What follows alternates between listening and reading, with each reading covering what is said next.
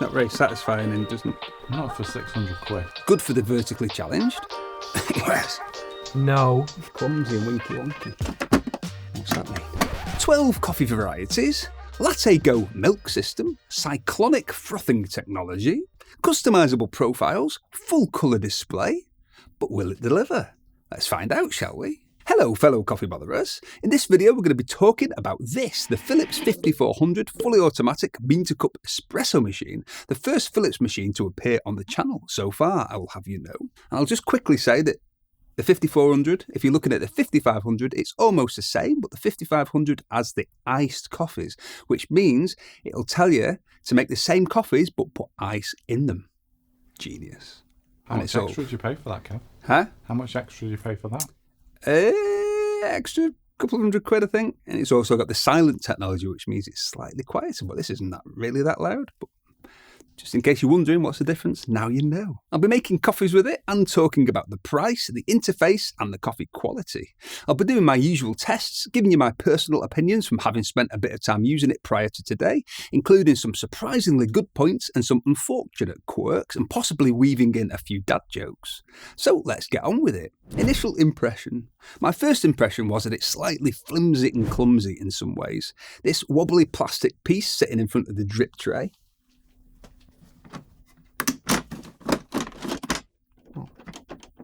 See what I mean? It's a little bit clumsy and winky wonky.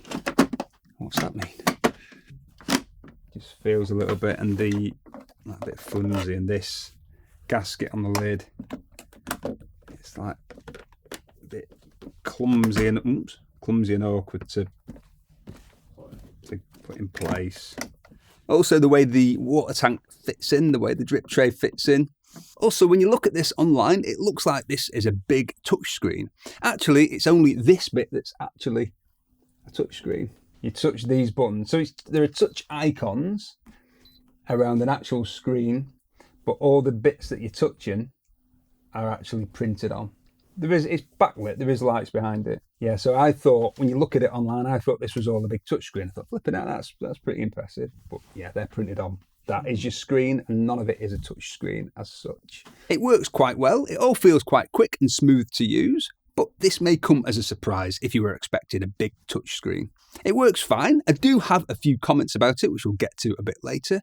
But it's very intuitive, it's bright and quick, and it's really easy to set up. It guides you through the initial steps really well, prompting you to fill the water tank and do the water hardness tests and so on. Price. In the UK, it's about £620 at the time of filming. In Germany, it's €475 at the moment, which seems like a bargain. And in America, the slightly more advanced version I mentioned earlier with the silent brew feature and iced coffees on the menu, meaning it tells you to add ice, is about $1,300. Specs. Front accessed water tank, 1.8 litres, which is a pretty decent size for a bean-to-cup coffee machine. Max cup height, my old pal, about 15 centimetres.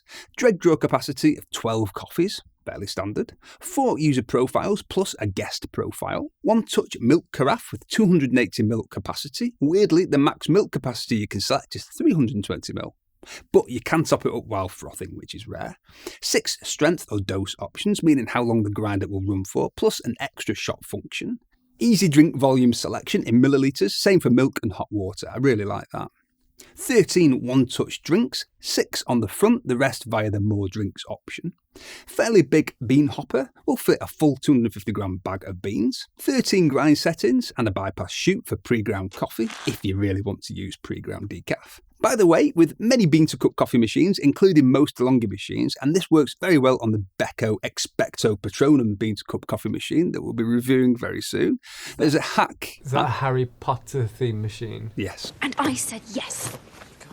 I thought so. On that machine, there's a hack when you can stop the machine after grinding before it starts brewing, so you can pre-grind your own decaf. It doesn't work on this because this insists on squirting water into the grinds, even if you turn it off at the wall and then turn it back on again, which is a pain. Test results. Noise. Grinding is about 60 to 65 decibels. pump noise making espresso about 50 to 55 decibels and frothing milk's about 60 to 65 decibels. Temperatures. Espresso temperature and also hot water temperature are low to mid 80s in Celsius, about 175 to 185 degrees Fahrenheit. Milk temperature is in the low 60s, about 140 to 145 degrees Fahrenheit. Hot water power. It'll dispense up to 300 ml of hot water. 200 ml takes just over a minute, but keep in mind that it comes via the milk carafe. It bypasses the actual milk frother part, so it's hot water, not hot milk, but unless you've rinsed the milk, you may get slightly milky water. Rinse the milk carafe, I mean. What's the espresso like? It's hot, and it's relatively standard cup quality for a beans cup coffee machine, in my opinion, but the issue I'd have with it is intensity. The espresso it makes appears to be among the weakest I've had from a beans cup coffee machine. A lot of people will be fine with that, especially if you're coming over from using a pod machine, but if you're looking for a beans cup machine that's capable of delivering close to traditional espresso intensity, from my testing, this isn't it. Americano is weak too, even on the highest strength and lowest volume. Cafe Creme is also really weak. In fact, towards the end of the brew, it looks like purely water coming out of the spouts. How can you support this channel? Thanks for asking. If you want independent channels like this to continue to be a thing, we really do need your support. And here's the thing, it's completely free to do and it's almost instant. All you need to do is look for the button down here somewhere that says subscribe, click it to make it change to say subscribed. That's it. It's basically the biggest thumbs up you can give to a channel and it's very helpful. Speaking of thumbs up, clicking the like button is also helpful, as is leaving a comment and telling every single person you walk past on the street to go and follow Coffee Kev on YouTube. It's not at all weird to do that. If you want to go even further, you can become an official coffee botherer by clicking the join button down here somewhere for early access to videos, members only content and the bragging rights that come with being an actual bona fide coffee botherer. What are the milk drinks like? Milk texture is fairly standard for a beans cup machine, more like old school cappuccino. It's not the silky microfoam that you'll get from some of DeLonghi's latest one-touch machines. And what does that do? Nothing, just looks good on camera. It just gets rid of some of the foam. Oh, like the thicker stuff. So the proper thick foam is in there now. Okay. For me, they're all really quite weak, the milk is on this machine, because of the espresso intensity. Cappuccino is milk first, upside down, which is weird because we were just talking about Stranger Things off camera. So it's layered. It just tastes like milk until you get to the coffee, unless you stir it.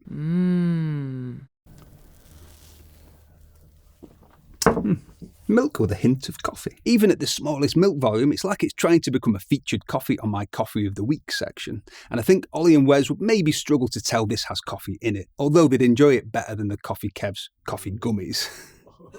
Which they loved. What is this absurd turd? Latte macchiato is milk first too, but that's right for that drink. Again though, very mellow. Under the more drinks option, cafe latte is espresso first, and I think a lot of people will probably find this to be their favourite milk drink from this machine, and it's a shame that it's not on the home screen. Flat white is a bit weird. The minimum espresso volume is 60 ml and it's milk first, and it grinds and pulls two separate 30 ml shots into the milk. You end up with a layered drink, which is okay and more intense than any of the other milk drinks if you give it a really good stir. Luckily, I have a handy tool from my Timu Coffee Gadgets episode to sort this out. £2.24. It gets even better. That's all right. You know what? That's okay. It seems to grind slightly more coffee for flat whites, although I can't tell you for sure, as I can't weigh the dose as I usually would, as it always squirts water into the grounds. But for my testing, the espresso it pulls for flat whites are stronger than the strongest espresso I've managed to get via the espresso setting. The minimum milk setting for flat white is 40 ml, so you could use this as a hack for stronger espresso. Keep water in your milk carafe, just use a 40 ml of hot water to preheat your cup, chuck it away while it's grinding, put it back and then let it make you a slightly stronger double shot. The milk nozzle is quite far forward towards the front of the drip tray. The coffee nozzles are quite far back, so you need quite a wide-mouthed cup for milkies. Again, we've got some of them from the Timu video. Milk drinks are about 65 degrees Celsius by the time they're made, about as hot as you'll get from a one-touch carafe. As I've mentioned, it'll fit 280 ml in the carafe, but unusually you can remove the lid and top up as you're frothing, which is very handy. That's not normal. I quite like that. Don't forget, bean-to-cup coffee machines are useless without coffee beans. And I've just mentioned coffee beans. So this would be a good time to hear from our sponsor. This week's sponsor was supposed to be a mime artist, but I've not heard from him. So incredibly, the sponsor this week is me. My coffee beans from the Coffee Works are freshly roasted, usually on the day of dispatch, and we just so happen to have a whole category of coffee beans suitable for bean to cup coffee machines at cworks.co.uk/bean to cup. Plus, if you're a new customer, you can get 25% off your first order at cworks.co.uk/25. What do I like about it? The interface is really easy to use and it's face on, so it's good for the vertically challenged. Wes? No. And for use on higher counters. Being able to select all the volumes in millilitres is great, and they're quite precise and consistent too when I've weighed them to try and catch them out. Having 4 profiles and a guest profile is great, as long as everyone remembers what colour their profile is. The milk carafe is really solid, and I like the fact that you can remove the lid so you can top up the milk while frothing. Cleaning is easy, just go to clean from the screen. There's a quick rinse option, a brew group clean option. There's descaling, and there's the aqua clean for replacing the filter. It does keep moaning at me to install the filter, and it can knob right off. I'm using soft water. What don't I like about it? As I've mentioned, some of it feels a bit clumsy. Clumsy? No, it doesn't.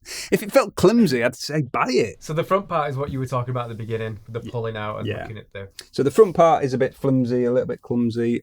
Just little things about it like this. It's got a seal, an aroma seal, but it's just a bit... It's not very satisfying and doesn't... Not for 600 quid. Yeah. With the screen being printed, you can't switch around the drinks that are on the screen, and I think some people will find this annoying. For example, Cafe au lait is on the front screen, as is cappuccino and latte macchiato, which are virtually the same drinks on this machine, but then flat white and actual latte, the right way round, are tucked away in the more drink screen. The intensity would be a bit of an issue for me personally, but as I've mentioned, this won't be an issue for everyone. In fact, some people switching over from pods might actually prefer this from some of the other bean to cup machines that will produce slightly more intense espresso. Kind of somewhere between pod and espresso in terms of intensity. It's not quite. The crema almost gives it away. Yeah, I mean, that's perfectly drinkable, but you know with an espresso, it's like, kicks you, gives you a jolt. Slurp. That just gives you a gentle... I'm not a fan of the upside down cappuccino, and in my opinion, what Philips are calling a flat white isn't a flat white. Alternatives. At this kind of price, if you're going for a fully automatic bean to cup machine, the DeLonghi Magnifica Evo Next would seem to be the obvious alternative for me, and personally I prefer that for various reasons. The espresso is much more intense, I prefer the milk texture, and it looks and feels more solid overall. Kev, have you got a video on the Evo Next? Not yet. Right, okay. Coming soon. If you want me to do a versus between the two machines or any others, let me know in the comments. At a lower price point in the UK and Europe, as I don't think this is available in the US, the Becco Cafe Experto CEG7302 is another very interesting little beans cup machine that I'll be reviewing very soon. It's sat at a lower price point, about half the price of this, and Becco, isn't it? Becco aren't as well known for coffee machines as Philips are, but from my experience with it, I think a lot of people will really get on with the Becco. I can see it becoming very popular. It's surprisingly solid and premium for the low price. The espresso is among the most intense I've had from a bean to cup machine, and the pre-ground your own decaf hack works particularly well on this. If you're not fussed about going fully automatic, then there's loads of options at this kind of price, including a Ninja Luxe Cafe if you want a Starbucks in your kitchen with a full drinks menu, or the Barista Express if you're not fussed about filter coffee or cold brew, cold milk foam and so on. I will be doing a big video comparing all of the most popular automatic bean to cup coffee machines, by the way, so if you want to see that when it's published, make sure you subscribe and allow notifications and click the like button. Let me know in the comments if you've considered this machine. If you have it, do you enjoy using it? Or if you didn't choose it, what did you buy instead?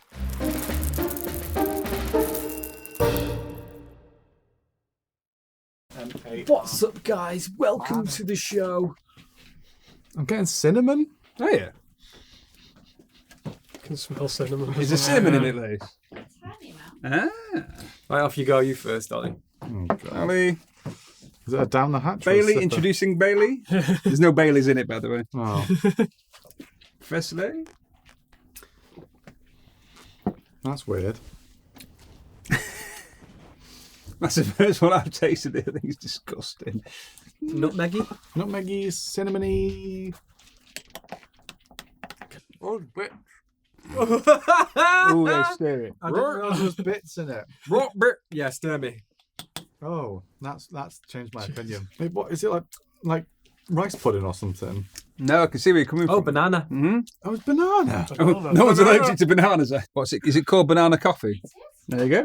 What? Did I get it? That's Yeah. weird. 2 beans. Oh yeah, we got to do a bean rating. Yeah. 2 beans. This is Bailey's first bean rating, everyone. Yeah, maybe 2, maybe 3. 3 out of 10. 2. 3 beans 3. out of 10. 1, 2, 3, 4. You giving it 4? Yeah. Oh, ta-ta. Yeah. At least it was better than the gummies. Yeah, that's not difficult though, is it? Thank you very much for watching, and a very special thank you to all the new channel members. If you want to join in the fun, click the join button, which is down here somewhere.